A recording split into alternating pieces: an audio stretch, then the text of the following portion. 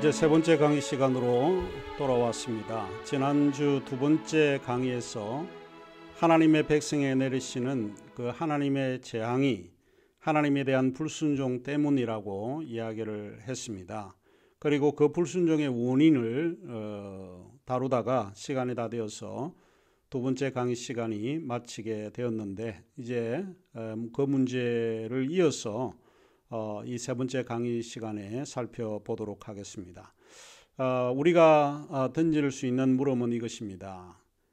하나님의 무엇에 대한 불순종인가 하는 것이고, 다시 말하면 불순종의 원인이 뭐냐는 것입니다.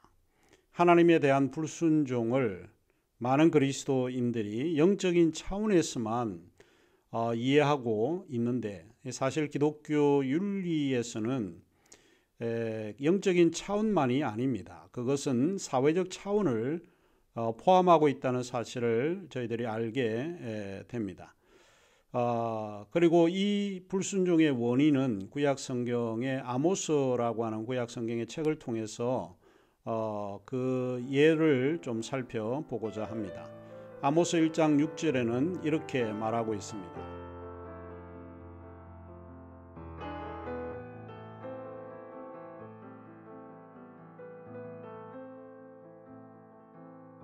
여호와께서 이와 같이 말씀하시되 가사의 서너 가지 죄로 말미암아 내가 그 벌을 돌이키지 아니하리니 이는 그들이 모든 사로잡은 자를 끌어 에돔에 넘겼음이라.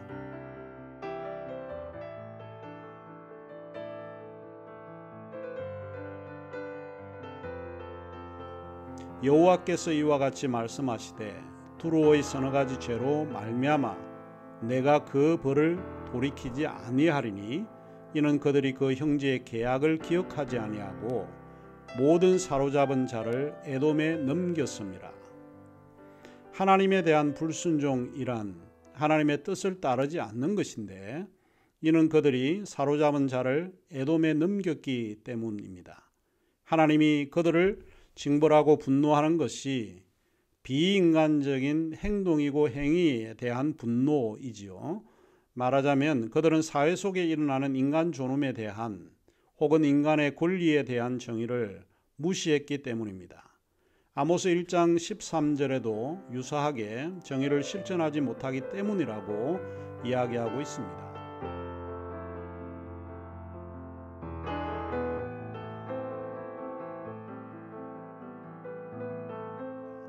여호와께서 이와 같이 말씀하시되 암몬 자손의 서너 가지 죄로 말미암아 내가 그 벌을 돌이키지 아니하리니 이는 그들이 자기 지경을 넓히고자 하여 길르앗의 아이벤 여인의 배를 갈랐음이니라.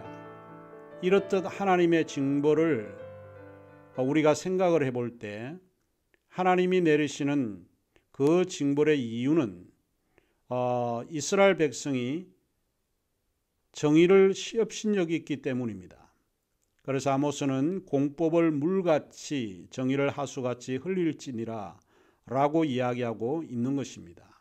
이것은 사회나 공동체가 반드시 정의를 실현해야 된다는 것이 바로 하나님이 원하시는 것이고 하나님의 뜻이기 때문에 그렇습니다.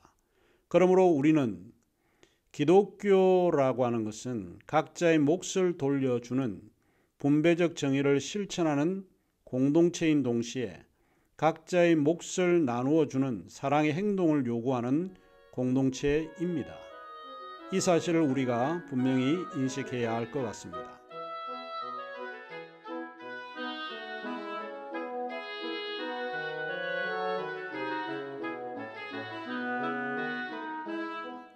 자, 이제 우리는 정의의 문제를 마무리하면서 어떤 정의를 이해해야 하는가, 또 정의를 어떻게 실천해야 하는가를 우리는 고민을 해야 한다고 봅니다.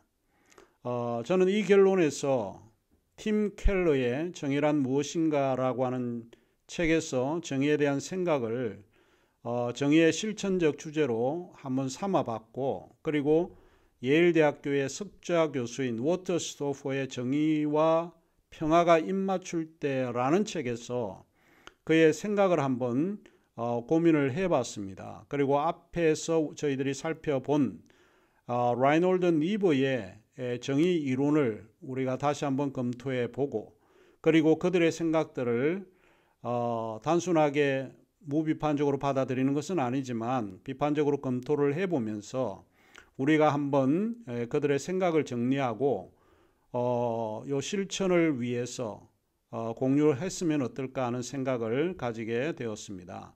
저는 우리가 가져야 될 정의는 다름이 아니라 관용적 정의 또는 포용적 정의가 아닐까 싶습니다.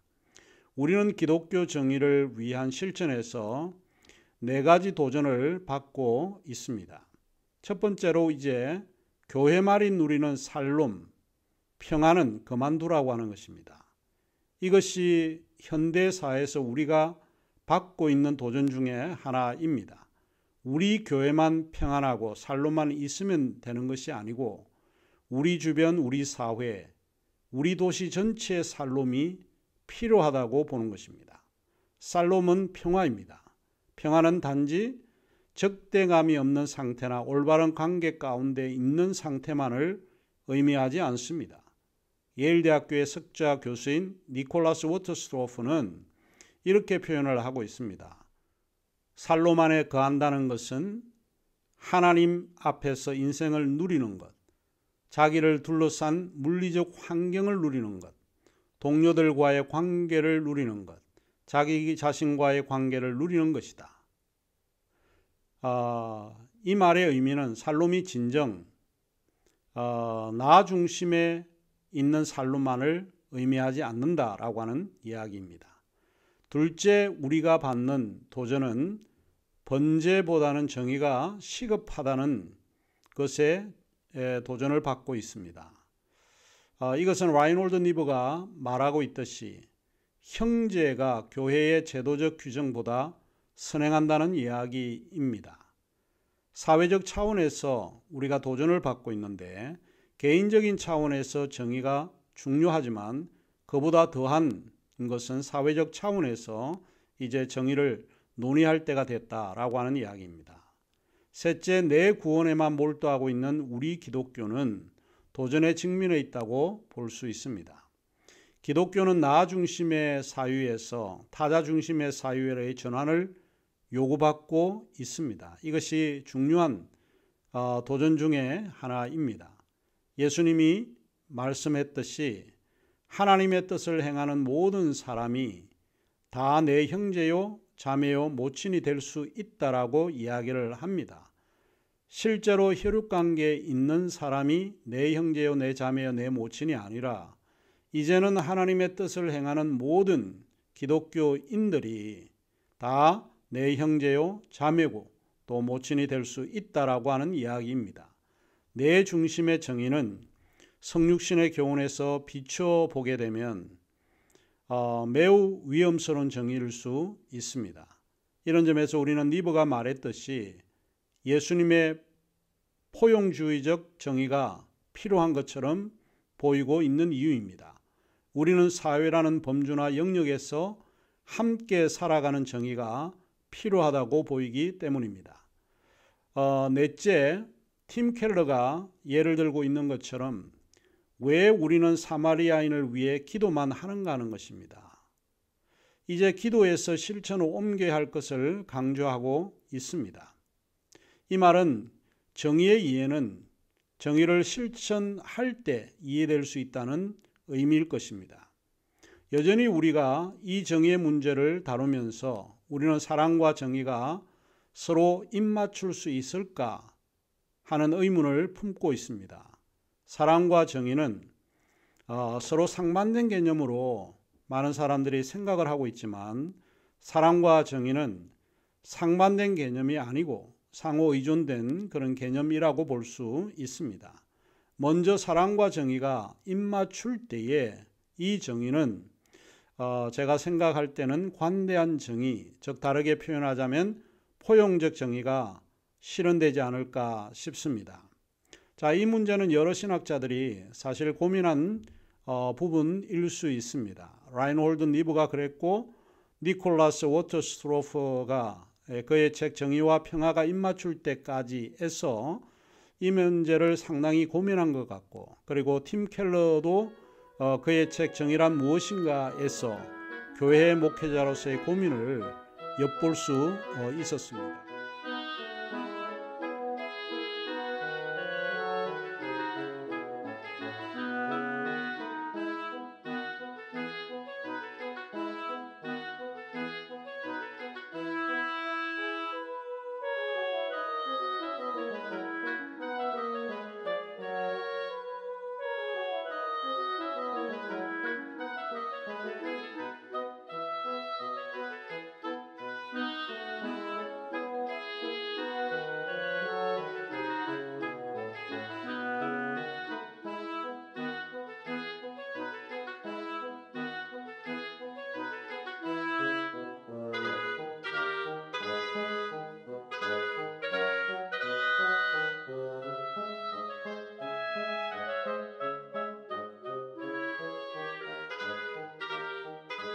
사랑과 정의의 문제는 앞서 이야기를 했지만 서로 상반된 개념이 아닙니다. 서로 상호 의존적 관계에서 이해될 수 있는 문제라고 하는 것을 충분히 인식할 수 있습니다.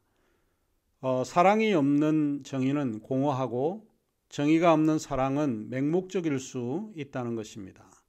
사랑과 정의는 동의어라고 보았는데 사실 이 둘은 같이 움직여 가는 것입니다.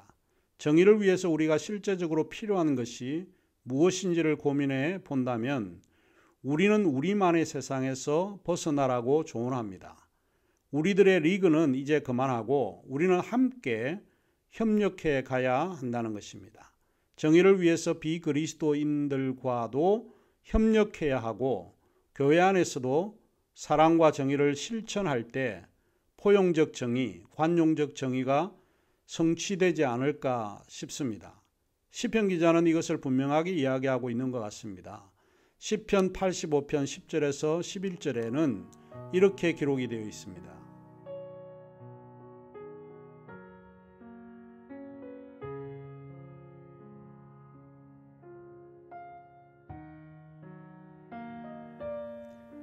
인애와 진리가 같이 만나고 의와 화평이 서로 입맞추었으며 진리는 땅에서 솟아나고 의는 하늘에서 굽어보도다. 세번역 성경에는 조금 다르게 번역을 하고 있는데 사랑과 진실이 만나고 정의는 평화와 서로 입을 맞춘다. 진실이 땅에서 돋아나고 정의는 하늘에서 굽어본다. 이 구절을 통해서 사랑과 정의의 문제에 관해서는 저희들이 대면 수업을 통해서 더 논의하면 좋을 것 같습니다. 이번 8주차 강의는 정의의 문제를 다뤘는데 우리는 8주차 강의를 여기서 마치도록 하겠습니다. 그러면 다음 주에는 동영상 강의가 없고 중간 시험으로 대체하게 된 것을 여러분이 좀 기억을 해주시면 좋을 것 같습니다. 시험 제출일은 우리가 첫 번째 강의에서 제가 말씀을 드렸듯이 5월 27일 수요일인데요. 5월 27일 대면 수업 때에 여러분이 이 기술한 에세이 시험지를 가져오시면 될 것 같습니다. 자, 그러면 세 번째 강의는 여기서 마치고 그럼 10주차에서 여러분을 뵙도록 하겠습니다. 감사합니다.